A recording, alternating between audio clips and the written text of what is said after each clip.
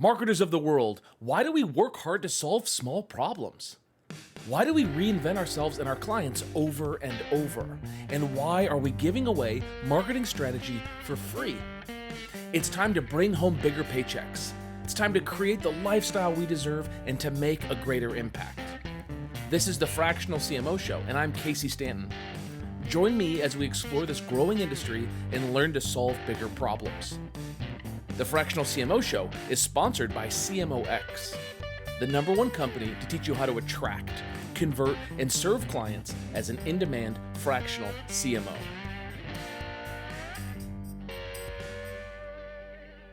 Guest is previously founder and CEO of Cheshire Impact, the #1 marketing automation agency in the world for 10 years, a fun-loving, great leader. He made me say this, entrepreneurial genius, masterful conversationalist, podcasting guru, author of Marketing Automation Unleashed, and now the founder and CEO of Ringmaster Conversational Marketing, my friend, and a man with a beautiful name, Casey Cheshire. Casey, I'm excited to have you on. It's awesome, man. I feel like I'm talking to the cooler version of myself right now. You know, Casey, I got to say though, man, like the reason that we're on this is because you slid into my DMs. Is that what we're calling these days? I think it was like, what was it? It was like, I don't know, a year ago, you reached out to me for me to be on your podcast and how the tables have turned. How they have. Yeah, it was a great podcast. If anyone here loves podcasts, what's your podcast, Casey? It's the Hardcore Marketing Show. Yeah, The Hardcore Marketing core is Show. spelled like the Marine Corps, not the Earth Core. On it. Oh, that's a good way to say it. Yeah. I would say not like the core inside of one of those Ben and Jerry's liquid core ice cream pints, but I feel you. They're liquid core ice cream pints. They have those now. Yeah, it's just like caramel. It's amazing. Wow. All right. Well, excited to chat. So what we're going to talk about today is podcasting, and it's a little bit of dog fooding here. But you really got me to kind of commit to a podcast, and I really appreciate that because I think the opportunity with a podcast is unfair. It gives the host the ability to learn information that they otherwise wouldn't really get. They can get some really deep insider information. They position themselves as the authority. It's a lot of fun. You build great relationships. There's just like so many good components about it. So I want to talk about podcasts as a marketing strategy and just take it away. Like what's one part of a marketing strategy that you think everyone should be doing? And how does that relate to podcasting? Yeah, man. I think it simplifies in terms of this. Relationships are the new currency these days. And maybe they always have been. And it's just been hard to create those. That's where golfing came in, right? You made those relationships out on the green, and if you could get there. But nowadays we're in different shapes and forms of quarantine and isolation or just work from home. And you can't always get out there, or you maybe still know how to play golf. Like I know how to play mini golf, right? And at some point I'll learn the adult game. But really, when it comes down to it, podcasts can be many different forms and shapes and sizes. But the kind that I love are these conversational, one-on-one interview formats. And interview might even be strong because it's more of a conversation between two smart people who want to learn more about each other, who want to talk a little shop and talk a little life as well. Yeah, that's awesome, man. So what do you think the biggest problem plaguing the industry is around maybe podcasts or just customer relationships? Yeah, we're doing all these things to try to get attention of our customers, right? And so before I even get to even more on the podcast, there was a problem I discovered a couple years back, and I realized I was even part of the problem, is that we've stopped talking to our customers. We literally have stopped having conversations with them.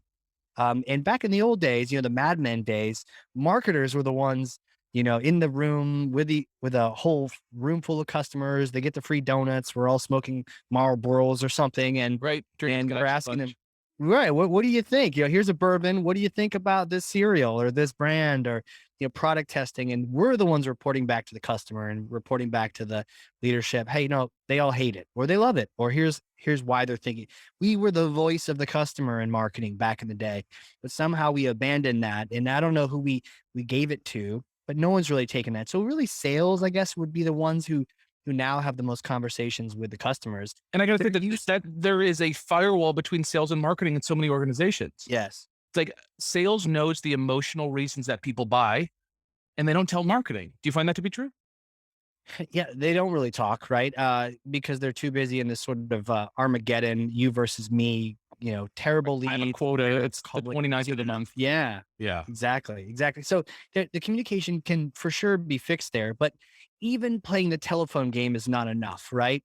Because sales has a lens that they are permanently in, which is not usually trying to understand the customer. It's usually trying to understand what will make them buy, whether they want it or not. I mean, you can get sales who are just selling things just to sell things, right? So really, marketing can't acquiesce. They can't give up that that responsibility to sales or anyone. We need to be out there talking to the customers, but somehow we've gotten behind the technology. We've gotten shy, myself included. It used to take a Red Bull to get me to have a conversation with a customer. I Right. understand we got comfortable behind our marketing automation tools and behind all of our Send a survey numbers. out. Yeah. Yeah, send a survey. Surveys are so safe, especially if I make the questions And and they the also answer give what, like choices. 10% open rate and the 3% click through rate. And unless your Yeah, list is in the tens or hundreds of thousands, you're going to get no statistical significance on a survey. But you know what? right, Just send the survey. right. And 8 people will answer it, and then you'll tell leadership what you've learned from 8 people, and it'll be wrong because it was only 8 people, and then Right. you look like an idiot. So that doesn't work. It doesn't work. I even realized that um, even buyer profiles and buyer persona conversations had been neglected because we just, oh, well, they like dogs and they're 34, and we'd make up all these invisible things, but we didn't know the core of it. Like, what drove you? What spark flared up that said, I need this? What problem happened where you first started looking for my product? Right. Yeah. Right.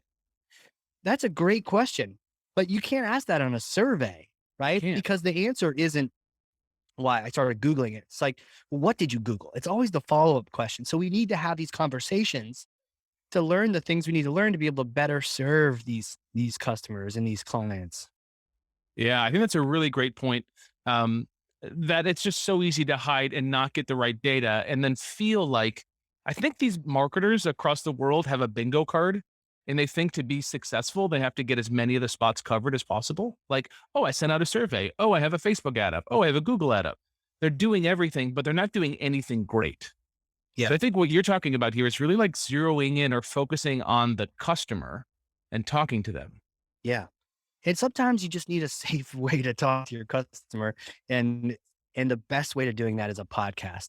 I bumped into this accidentally. I started my show, the Hardcore Marketing Show, 3 years ago.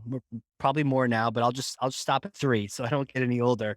But I started it and I just wanted to have conversations. I just wanted to learn from people, and I just Mhm. wanted to be challenged. And I had been so isolated, and we have this problem in marketing as well. Do you sell SaaS software in the healthcare space? Do you know anyone outside of your space? If you've been in that too long, you may not. So I just wanted to get out of the silo and start talking to different people, and I didn't even think about customers initially. I just wanted to talk to some experts, but that turned into customers. And then some people who were experts turned into customers. And I didn't even realize that would happen. So I started having these conversations with people, and I was modeling it after kind of a Joe Rogan meets Tim Ferriss approach, where Mm. we Two, have two time. incredibly successful podcasts, right? Yes. Yeah. Ones that I enjoy listening to. And I think that's the goal too, is you want to create your own show after what you enjoy listening to, and make it like that. Yeah. And don't apologize to anyone. So I would make these long form conversations, but not just hanging out. We're not just hanging out smoking weed. We're hanging out, and I'm trying to learn a few things from you. And so I'm taking notes on my end, and I'm trying to find out, oh, not only what makes you tick, but where did this strategy come from? And oftentimes I would ask questions that I was facing literally that day, trying to figure out who my ideal customer profile for an ABM campaign might be. I'm like, let me know. And I'll talk to an expert, and they can literally tell me on the air what they recommend. And so I was doing these kind of things, but not only was I learning, but eventually, as I was meeting people, learning their stories, and we were building some rapport and some relationships, some people said, "Hey, actually, I need. I'm doing X, Y, and Z. I'm migrating this product to this product. I actually need exactly what your company does." Mm. And I didn't plan that at all, but they needed exactly what we did. Not like in the periphery. They wanted to migrate from Marketo to Pardot. That's what Cheshire Impact did. And it's like, wow, this is actually amazing. Like, what a coincidence. And Yeah. it was a coincidence, but I decided at that point, I wanted to make it intentional. And Right. so from then on, I actually sought out my ideal customer to be guests on my show. And of course, I still interviewed experts and friends and family, but I also ended up having great people on there who turned into some fantastic relationships and then turned into customers. That's fascinating. So what you're talking about is using a podcast in order to satisfy your curiosity, get the support that you need from experts in a way that kind of produces extra value for them, and then also drive business. Yeah. You'll have more content than you ever know what to do with. Mm. So it's never a question of content anymore. Don't have enough content for marketing automation. What do I do? No, no, no. Do a podcast from 1 hour interview. You can repurpose that over 41 times into who knows what, videos, transcripts, blogs, ebooks, all sorts of things. I even wrote a book based on doing a year worth of podcasts. And that all Oh, wow. turned into an amazing content pillar that just was perfect for helping the company sell more deals. That's awesome. And I think one thing that's really interesting too, that you brought up to me, which I thought was just a really great position here on podcast is, if I was to reach out to someone that I want to do business with and I'd say, hey, Casey, go talk for an hour. I'm going to try to sell you something. The odds of you saying yes and excitingly jumping on that call are going to be near zero. Right. Right. So I have to backdoor. I have to get an introduction from a friend. I have to find stuff that we have in common. Like I have to really kind of play my cards in order to get you on that call. I still can do it. It's just a lot of work. And the difference between that and just saying like, hey man, I got this podcast. And I think you're really smart. Can we book some time for you to come on? I'd love to like have you share your story. Do you find that people say yes to that? Yeah. They always say yes. Like everyone says no to your 5-minute sales request, and they'll say yes to that podcast interview. Now, you don't want to trick them. We're not saying like trick them into a sales call. Do have a podcast, do learn from them.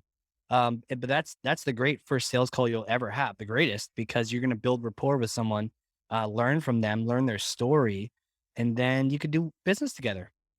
Yeah, incredible. And it's like Joe Polish talks about this. He says to go from an unwelcomed pest to a welcomed guest.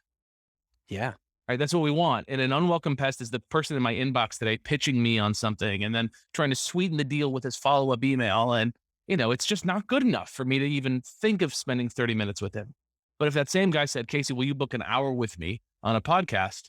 It's kind of hard to say no to that if he's got a decent audience. And even just for the backlink, for us marketers, we know the value of just one backlink from a solid website, right? Yeah. Yeah. It's amazing what ends, the benefits are all over the place. You have the relationship, you have the future business, you have so much content you never know what to do with, your network expands. Yeah, there's just so much that comes from it. And it only took an hour, right? It was just a small little exercise. Yeah, awesome. So let's talk about a problem that you solved here in the last 6 months. Let's talk about you and your business. What's a problem that you solved in the last 6 months? Well, one of them actually involves a podcast. It's interesting. It's actually one of our clients that solved it. We'll give them primarily most of the credit, but we were involved and along for the ride, and it was exciting. This particular group didn't actually know their ideal customer. They didn't know. And it was an enterprise sale. And so, when that's the case, there's several people involved from several different departments. And so they had Right. IT, they had all operations and field ops and all sorts of different groups involved. And so it was a little unclear exactly who the decision maker was. Sure.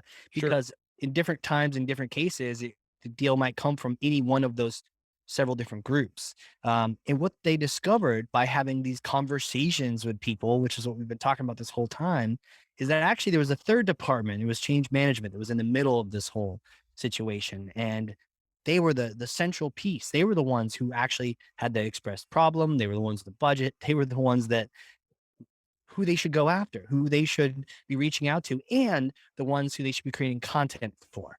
So beforehand, they were looking at having to create content for the whole enterprise, which is impossible. Right. It's hard enough to create it for one department, but let alone that's not the department you're actually trying to close. It's just impossible. But they realized, So the content becomes like kind of crappy and just no one uses it. And it's just like, when you try to satisfy 10 masters, you really satisfy none, right? none.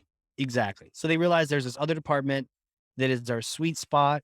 And they automatically were starting to learn some acronyms that they were saying on some of these interviews. Oh, there's this acronym and there's this acronym.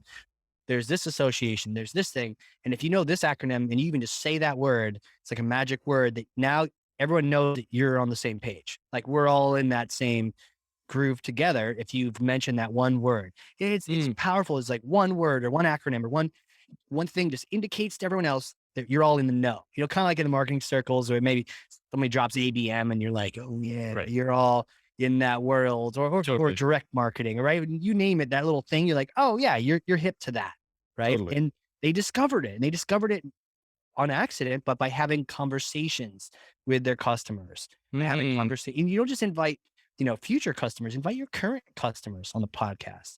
And Right. what's fantastic is you're able to ask them questions that they're not going to be trusting you enough to answer on a sales call. Things like, what are your biggest challenges right now? How do you feel about X, Y, and Z? Totally. What's your approach? I used to ask people on the marketing show, how do you feel about marketing automation? And I knew they had Pardot, and I had done our research. We knew there'd be a perfect customer, but I'd ask them, hey, what's your take? And if they're like, well, I love this, or I hate this, or I've never gotten this to work right. Now I know some ways I can help them to follow up that call. Hey, I heard you're really having trouble with deliverability. I've got a teammate that's really hip on this. Let me get them to connect with your team. Let's see if we can't sort this thing out, right? It's just this beautiful follow-up. So good. Come along because you're asking those buyer persona questions in a podcast. Yeah. Yeah. That's a beautiful thing. And when I think of the language that the clients use or like your targets use, it's difficult to figure that out. And I can go read it. I can go to Amazon and look at book reviews and see like the real words that people use. But when I just want the conversational words people use, it really is, nearly impossible to summarize it or surmise it. And getting someone on a call who's intelligent and they just kind of off the cuff use all of the jargon for their industry or their role, and you hear the way that they talk, like, man, I could never write marketing material to people at finance because people in finance have a whole different, level of jargon, and They do. they're incredible. Like hearing them talk to one another, you're like, damn, like go for it, Uh, Absolutely, so if I wanted to do that, I wouldn't go buy a book like, Become a CFO 101. I would just interview a couple people, learn a couple of the words so I can kind of hang out in the field and be respected.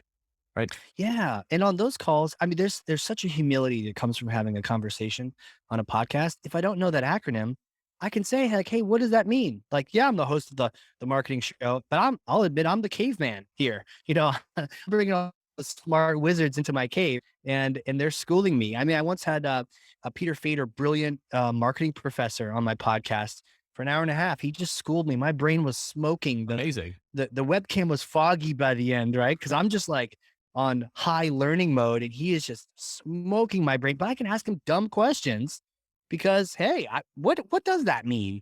Or Right. how do you calculate lifetime value of a customer? How do you calculate it?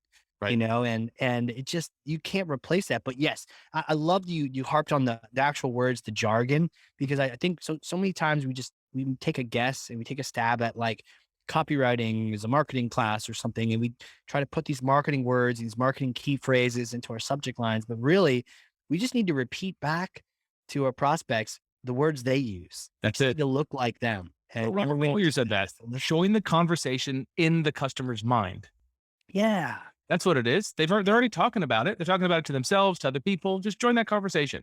Don't try to create a new conversation. Yeah. I love that. Yeah. Don't invent one. Just join theirs.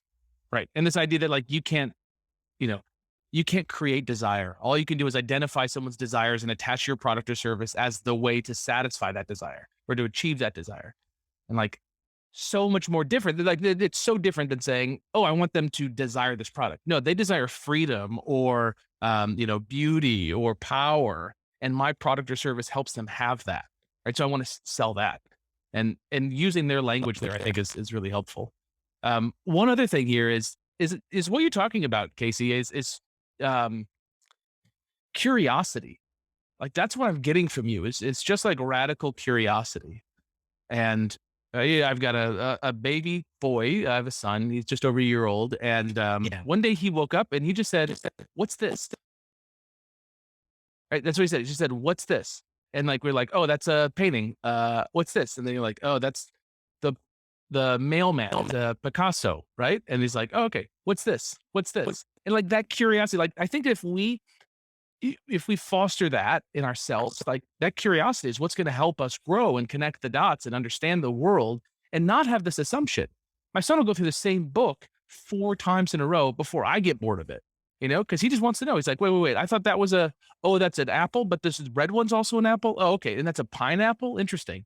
So he's not assuming anything. And I think if we get back to that kind of basic beginner's mindset of, what is it? What's going on here? Like, help me understand it. On Reddit, they say, explain it like I'm 5.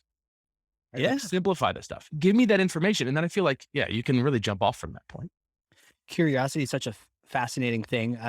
There's a, curiosity rover on Mars, right? Driving all Right. around and digging for rocks. And I actually would often wear a shirt that has like the schematic of the Curiosity rover just to remind me. I also have like a little Matchbox car. It's like of the Curiosity rover. And I'll just sit it on my desk just to remind me, like, hey, when in doubt, be curious. Like, instead of jumping on, you think you know why this is happening. Why do you think this is happening? Why? Ask why 5 times, as opposed to, trying to detail why it's happening and be wrong each time. No, just keep asking. Why is that? And why is that? Exactly. Get back to where your son is at. Would just say, I don't know everything, and I I don't know am anything. curious. Right? Yeah. Teach me everything. I had my daughter, actually, I remember we were at dinner one time and we were joking around, and we said something where it was like, ooh, we don't want that to happen. So I like knocked on the wooden table.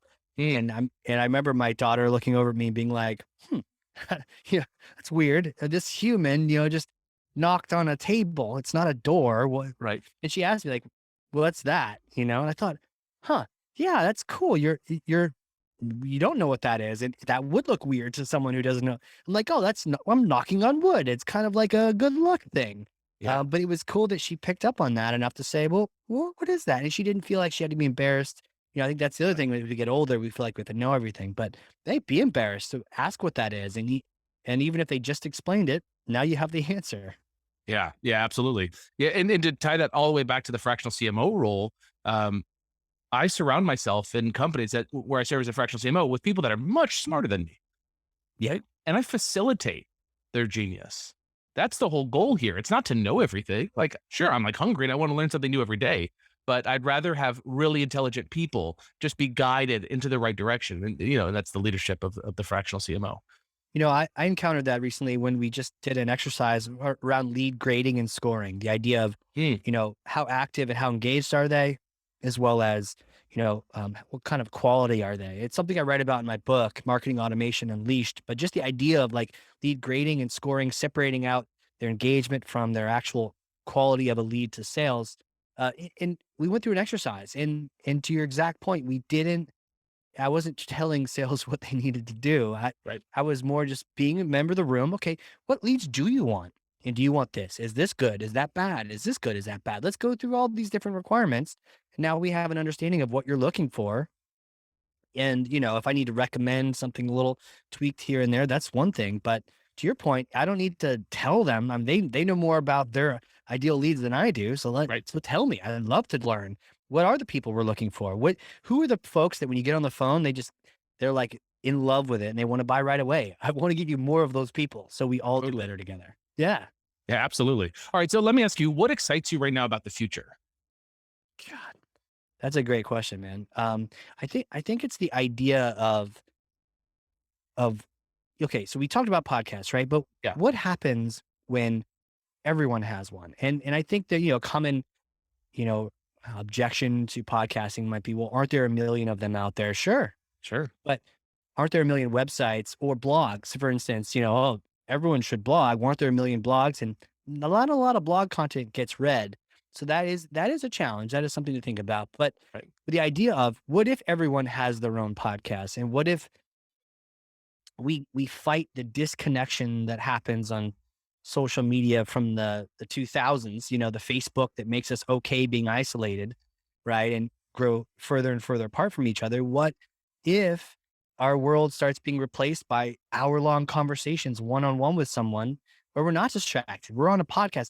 I'm not looking at my phone. I can't we're live, right? We're having a conversation. We're focused on each other. And what happens if more and more, if millions and millions of people start having more one-on-one focused conversations? Like, what does that do to the planet? What does that do to learning more about each other and each other's stories and connecting and realizing we're really similar, not just our name, but our families and the way we look at our futures. And like, that's really interesting to me. So I don't, from a macro perspective, I'm really excited to see what happens from all this communication, right? I'm not here to create podcasts. I'm here to create human connection.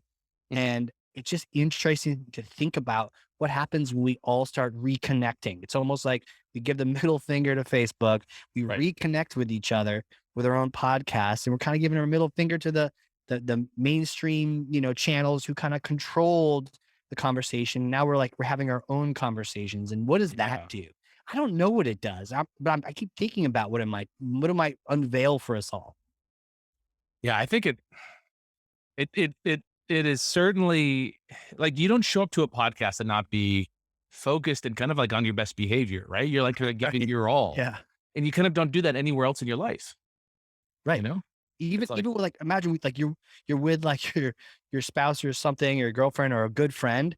How many of us are on our phones going out to dinner all the time at home? Yeah, we can't help it. And then, maybe we don't, but then they pick theirs up. So we pick ours up too. Cause we're like, well, all's fair. And then you don't, and also you're not looking at each other. Like, we are looking at each other into each other's eyes right now. We're having a moment. And what happens when you create millions and millions more of those moments? That's really interesting to me. Yeah, that's a bright future, man. Yeah. That's a bright future. All right, let's talk a little bit about you, though. So, are you a born and bred New Hampshire boy? Negative, sir. Negative. Where are you from? Virginia. From Virginia. Okay, and now you live in Nashville. Is that right? Yes, now I live in New Hampshire. Yep. Okay, got it.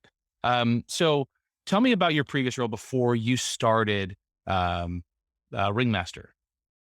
Yeah. What, Cheshire Impact, or just in general? Yeah, let's talk about Cheshire Impact. I mean, like, why did you start a marketing automation company? And then why did you shut it down? Yeah.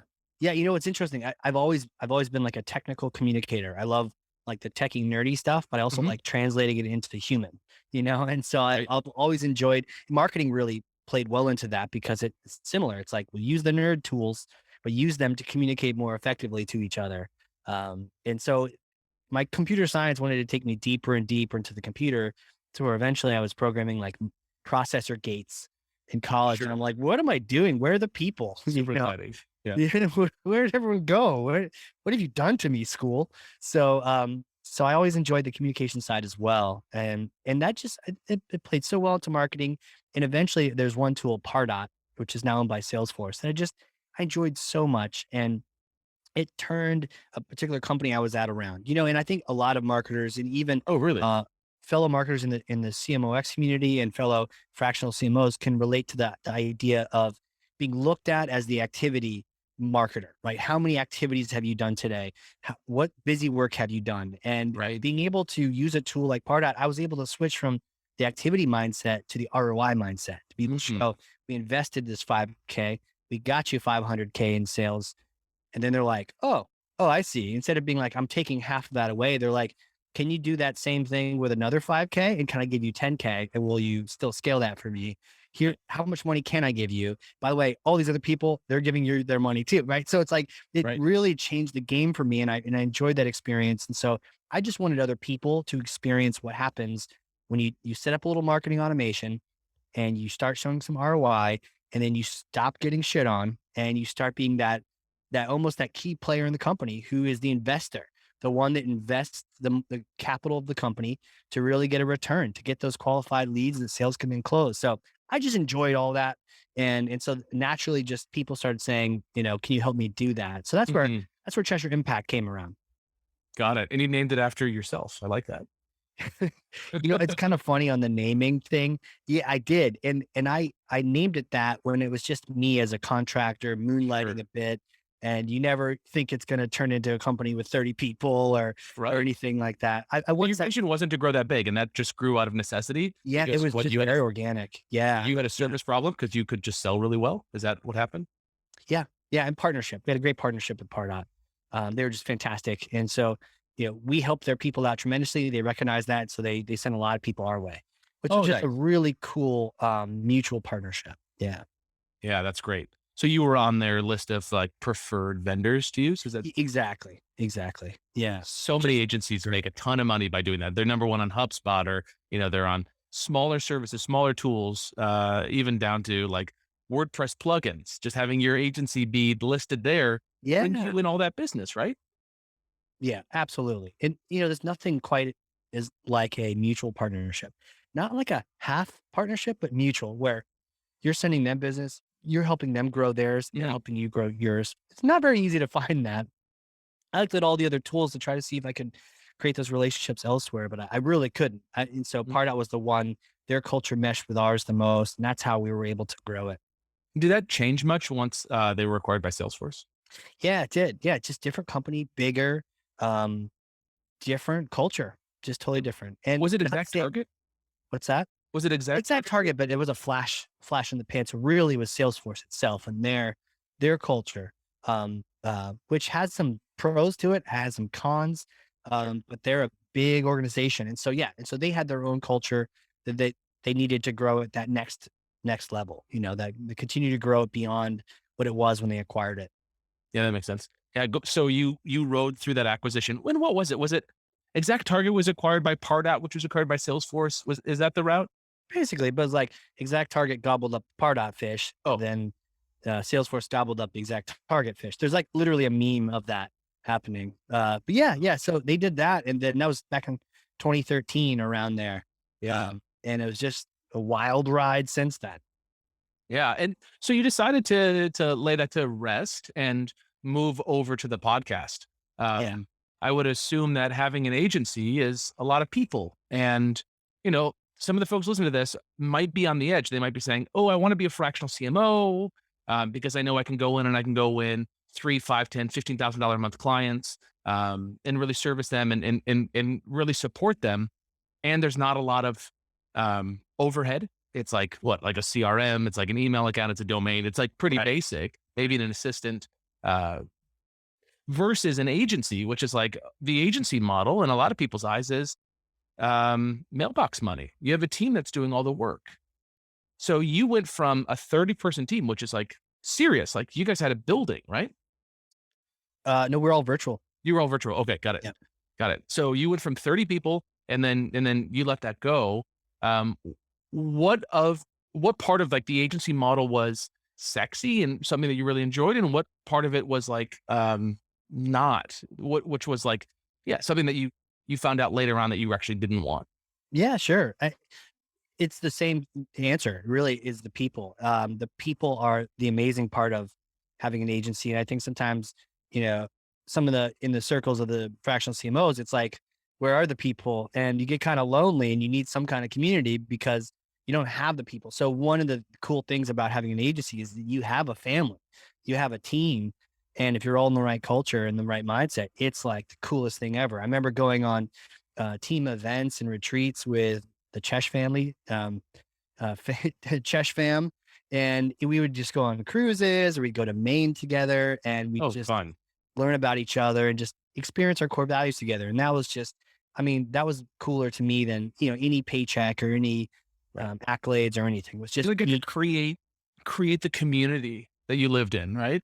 yeah, That's special. 100%.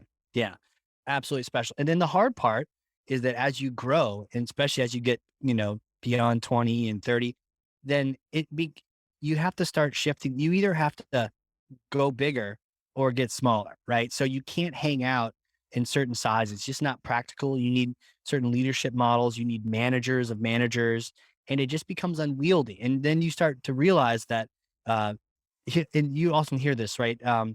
You may not be the right CEO for the company as you get larger. It depends on what your specialty is. Some people love certain sizes. I realized I love that scrappy, small, growing, figuring out product market fit, that kind of thing. At Yeah. some point, though, when it gets large enough, then it's different, and it's a different adventure. And some people Right. like it, some people don't. But I found I just preferred this sort of small, scrappy game, with a small team, that kind of thing. Right. And small can still mean very, very profitable, right? There's nothing 100%. limiting that. Yep. Yeah. Yeah, that's interesting. So moving, like, as the company grew, I would assume every 5 people that you added to that company, to Cheshire Impact, kind of dramatically grew the responsibility of kind of all pieces, and your stand-ups, you had to break them out at some point, or they just went longer, and your team meetings were longer, and that's a lot in order just to do the thing you want to do, Yeah. which is be the entrepreneur and solve bigger problems, or whatever, right? Yeah, and then it also you're no longer when you get that, you're no longer even with your hands in the dirt of the farm, right? You're not even doing the part of that thing, which is what you liked doing. It reminds me of that book E-Myth, right? Where Right. you're not the baker anymore. Now you're the entrepreneur. Now you're something else. And eventually you don't know the most about Pardot or the tool that you were the expert in. And it's a weird transition to make. And some people like it, some people don't. But yeah, everything changes and grows. And yeah, the responsibility is, tremendous too, because you got a huge payroll at that point. Massive. Yeah, It's all right. relative. I mean, people all pay more and people pay less, but it becomes a unique challenge that you have to think about all the time. Yeah, absolutely. I mean, especially you had the business through, well, when did you start it? Uh, like 2009 or so, but really Okay, so just 2013. after the housing crisis. Yeah.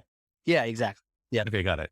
Yeah, but still, I mean, we've definitely had our hard times, as an economy. So riding the economy of all that that's a stress that you alone bear, and sometimes the upside just simply isn't worth the time or the risk. And you've got a family, right? You've got kids. Oh yeah, absolutely. And the other thing I realized too is, especially if you founded something based on passion, you need to listen to that, right? So Mm, I founded the whole thing based on a passion for marketing automation.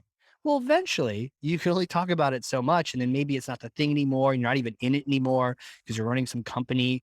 But then, that 3 years ago when I started that podcast, I rediscovered a passion, or I discovered yeah, a passion, which was, man, I am totally happy learning from people on podcasts and doing some business development, making some connections that can turn into business for the company. So it's not just frivolous, but man, what a cool thing for executives or CEOs or brands to do is just to have a podcast and have conversations. So I discovered a new passion and realized that I was literally burning an opportunity candle that I needed to get out there and do more of the podcasting side. So yeah, that really inspired that transition, was like, go where the passion is. And now I'm more attuned to say, like, well, at some point, maybe 8 years from now, I'm not so hip on podcasts. I'm talking your ear off about them. Maybe it's something else. sure. So I'm already mentally planning now, like if that transition does happen, to listen more to it. And maybe, decide things sooner than later around it, just so I get out in front of it. But yeah, stay in that passion zone. For sure. Yeah, that's awesome, man. And I think what rings true maybe for fractional CMOs listening is, you know, they can stay in the role of the fractional CMO. They might shift to a different Yes. company. That Yeah. company might grow too far that they're with a client because they're too good at their job, right? And they need to work their way out of that and hire a full-time CMO. But there's still that fractional CMO, and they're like radically curious. People listening to this are like, man, I'm excited to learn. I'm hungry. I want to do something with it. I want to make a lot of money, Yeah. make a lifestyle for my family. And like being a fractional CMO gives the opportunity to get deep in with a client, deep and understand like the nuance of everything. And then at some point, yeah, it might get a little boring. You might be a year, 2, 3 years into it and say like, all right, let me move on. Or this niche isn't for me. I used to be in this niche and now I want to move over to this niche because it's sexy. I want to get into, robots, AI, machine Yeah. learning, that kind of stuff. You know what? One of the discoveries that I found too is that same passion I had for people still existed in the fractional CMO world. It's been one of the most rewarding things for me. And yes, you get paid and it's great, but the ability to coach, I enjoyed that even in my last company, to be able to coach a younger marketer into finding their strategic voice and Mm, figuring out how to work this landscape of marketing. To be able to do that same thing with several people, as a fractional CMO has been way more worth more than anything, right? In yeah, the pay, I would do it for free. Uh, totally. yeah, And that's the fun of it, right? Like if you wake up every day saying like, I love marketing strategy, when I go to the bar and I like talk to somebody or I'm on a flight and like the person next to me, I strike up a conversation with, by the end of the flight, I have a whole business plan for them. It's like, if that's you, then getting in a role of authority to be able to do fractional CMO work is like probably going to scratch that itch in a special way. And I want to touch on this just for a moment. You have so much experience in the agency space. You have so much experience in the marketing automation. You've done kind of the things that a business owner should do, which is like write a book, hire people, like create great relationships. You're a solid leader. I know that you're big in the EO community. Uh, why did you decide to take on fractional CMO clients? Also an accident. And I'm so glad I knew you from my podcast because we had a couple opportunities where we're starting some podcasts for a few people and they shared, hey, this I know this is right. I know we want to do this, but we need more than that. We actually need help with the overall strategy and the marketing strategy of the company. Can you help us? And before I met you, I wouldn't have the words for that. Mm, I know how to sell a consulting agreement relating to marketing automation and creating your email campaigns. We've done that millions of times, but I didn't have the words to be able to say, yeah, that what you're looking for is a fractional CMO, right? You're not looking for a marketing consultant, and we finally have the words for it, which is a mhm, fractional CMO. You don't need a full time person, but you do need that full timer executing. But you need to be able to tell them what is best to do or what direction to go, because oftentimes they're sometimes great people that just don't have a good outlook because man, they're the only marketer in the company. They feel isolated. They're getting shit upon because no one's protecting them. And they just need someone to come in, give them some direction, protect them a little bit, take some of the heat off of them so they can get some stuff done and further marketing. And man, what a cool experience. So it was very accidental for me. I was so glad I met you because um I didn't call you. I texted you or I messaged you. I was like, dude, this is happening. I don't even know how much to charge. I don't know how much, like, I don't know anything. And so you were so helpful and with your program. And it was great because you're able to say, well, actually this. And I right, remember you said you didn't get out of bed for less than some amount of money. And I was right. like, oh, I should probably charge more then. Cause in my mind, I And was like, like, listen, anyone listening to this, if you're going to do any fractional CMO work and you charge less than $3,000 a month, you're not doing fractional CMO work.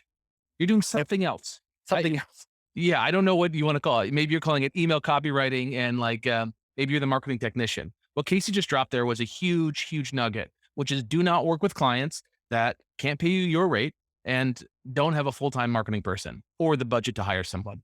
You need someone to delegate to. If you don't have someone to delegate to, who is going to do the work? It's going to be you. Right.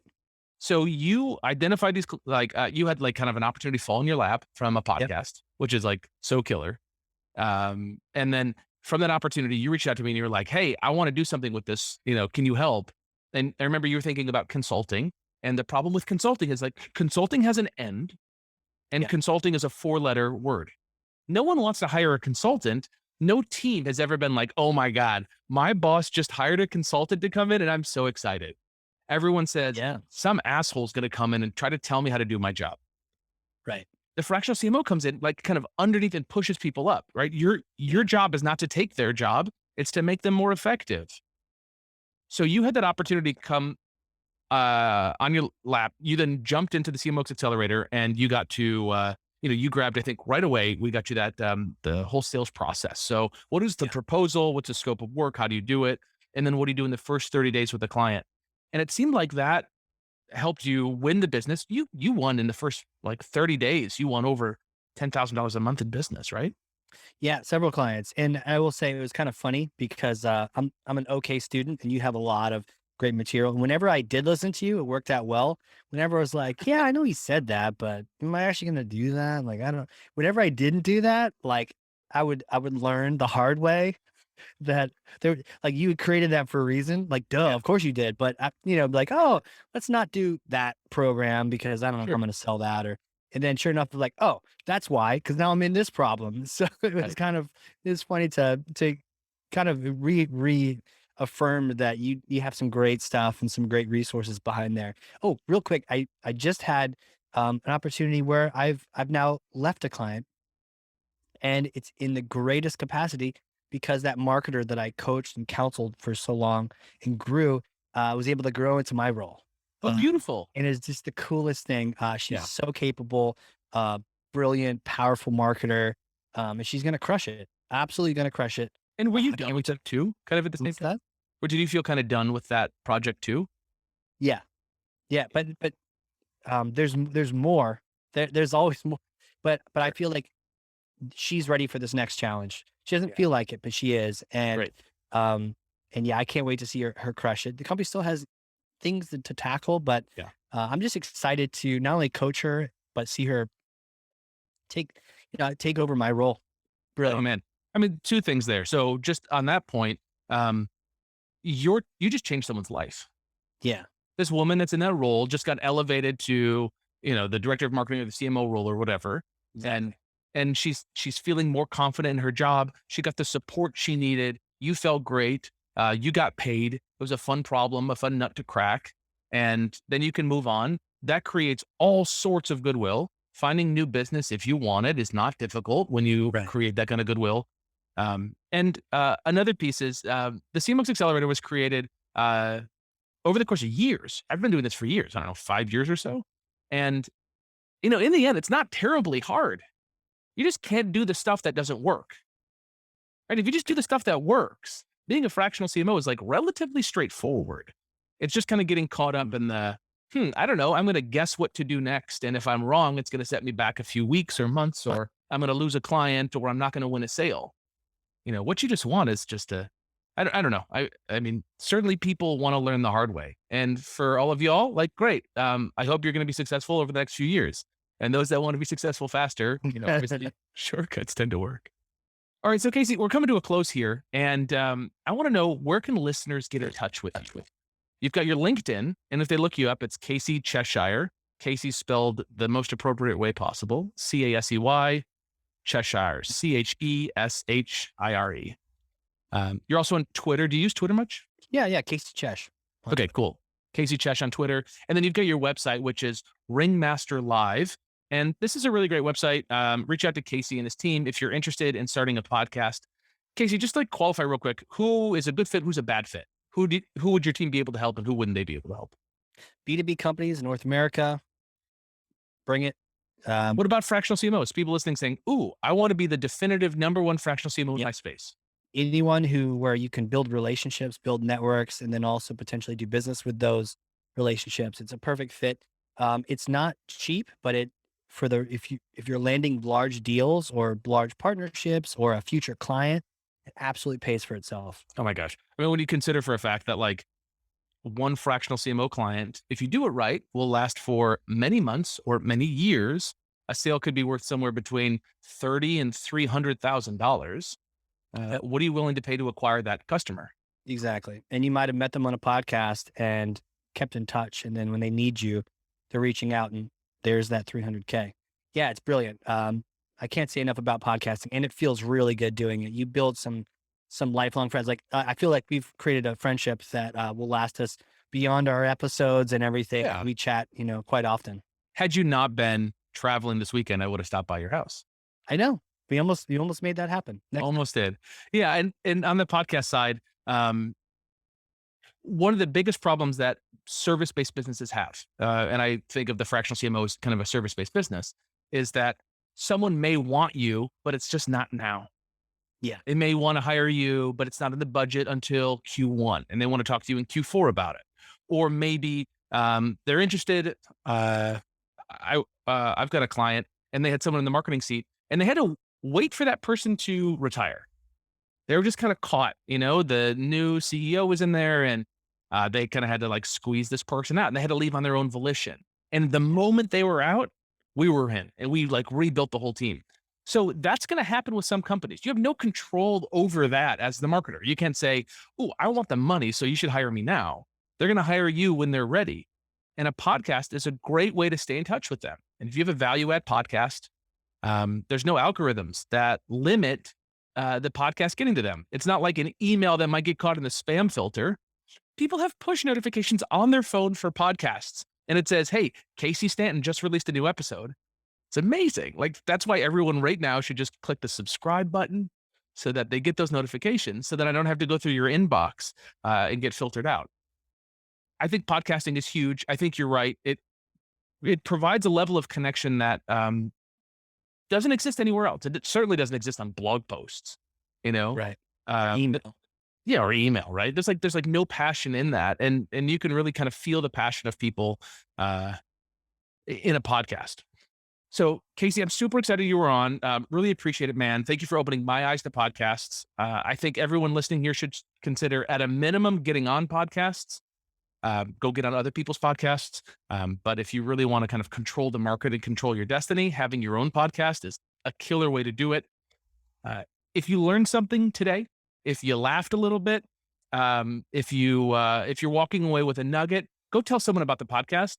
Tell them to subscribe to the Fractional CMO show. And you can also head over to the fractionalcmoshow.com for show notes and links. Maybe we can get a cool photo of Casey and his family from Halloween or something. Or maybe Casey hiking. You're a big hiker, right? Absolutely. What's the last a whole other podcast? What? Yeah. What's the last big hike you did? What is the last big hike? Got a little small mountain this weekend. Just tiny little. Get the cobwebs off. Get ready for the winter. Awesome, man. Awesome. Well, great. Thank you so much for jumping on today, Casey. Dude, it's been awesome. Such a pleasure, an honor. I can't wait to like and subscribe to this show and just listen to all the other people you interview. Awesome, man. Thank you. All right, see ya.